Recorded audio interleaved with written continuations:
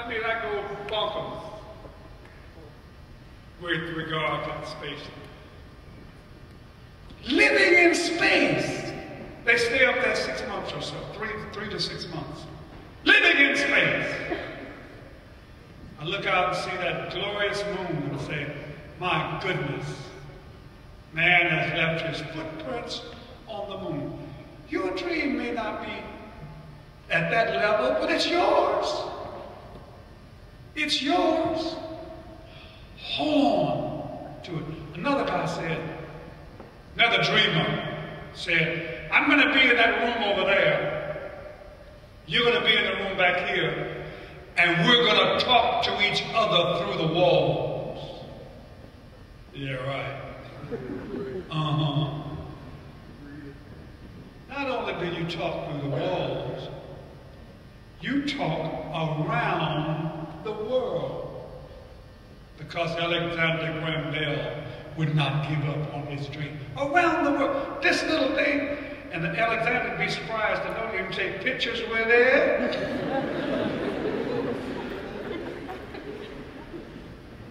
You can download, I don't know all the terms, so help me out. What else we can do with it?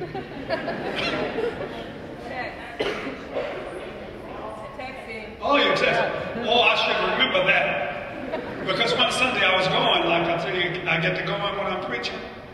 The kids were quiet in church that Sunday. They were so quiet and respectful. And I just felt so good. I said, I really have reached them today. And the usher came and said, Pastor, I hate to bust your balloon, but they weren't listening to you. They were text messaging the whole time you were preaching. But Alexander would not. He would not recognize his phone. But he wouldn't give up on his dream. Hold fast to your dreams, for if dreams die, you are like broken-winged birds that cannot fly. Excuse me? Of course my ancestors had dreams. Oh, come on, Kyle. Slaves didn't have dreams. Oh, yes, they did. They had dreams. With all that horror, with all that hurt, they still dreamed. They dreamed that one day their children would become teachers and doctors and preachers and lawyers and presidents of great nations. Hold fast to your dreams. Oh, Kyle. Slaves, yes. You hear it in their music. Trouble here, trouble there, trouble everywhere. But I'm so glad. Trouble ain't gonna last. Always. Took throwaway stuff. Lifted it to a culinary art. Did chitlins all over the world. Took old bread that was just that they got from the master's house and made bread pudding. I had some in Washington, D.C. the other day. It was $8 a slice. Same recipe.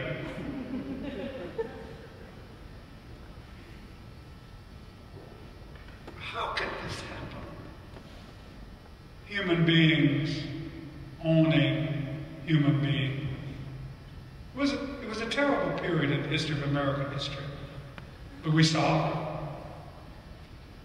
It was illegal for my ancestors to know how to read. Illegal. This is the place of learning here. Can you even imagine it being illegal to know how to read? The only trouble white people got in regarding slaves was teaching them how to read.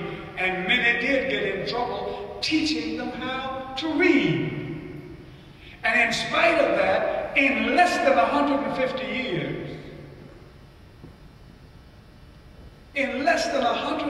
years, we've had 2 Secretaries of State, Condoleezza Rice and Colin Powell.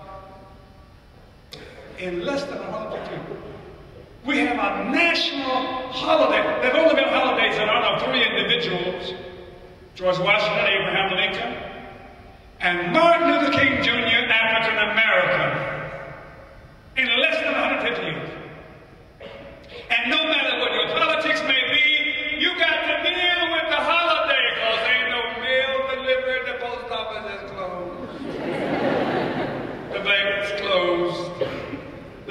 Targets closed in less than 150 years.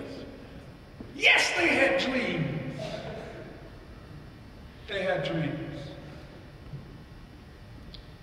I was born in the South, Mississippi. There was a great migration of black people going from the South to the North. My family was in that group. And it was, when I decided I wanted to come south and get involved in the civil rights movement, I had a wife and 3 small children, and a way came open for me to go to Memphis. So we went to Memphis. My brother said to me, maybe you don't know it, but Chicago is the promised land for black people. Man, you are in the promised land. Why are you going back to Egypt? Memphis.